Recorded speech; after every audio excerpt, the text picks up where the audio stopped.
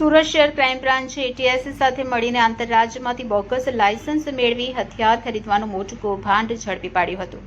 પોલીસે આ ગુનો આચરતા ગજાનન ગન હાઉસના માલિક સહિત 4 લોકોને પકડી પાડ્યા હતા. તપાસમાં જાણવા મળ્યું છે કે સુરતના પ્રખ્યાત ગજાનન ગન હાઉસમાંથી બોગસ લાયસન્સના આધારે અત્યાર સુધીમાં કુલ 51 જેટલા હથિયારો ઇસ્યુ કરવામાં આવ્યા હતા. આ મામલે સુરત ક્રાઇમ બ્રાન્ચે અત્યાર સુધીમાં 4 આરોપીઓની ધરપકડ કરી છે અને હજુ પણ 16 જેટલા આરોપીઓના વિરુદ્ધ કાર્યવાહી કરી વોન્ટેડ જાહેર કર્યા છે. પકડાયેલા આરોપીઓના ગજાનન ગન હાઉસના માલિક અતુલ ચીમન પટેલનો પણ સમાવેશ થાય છે.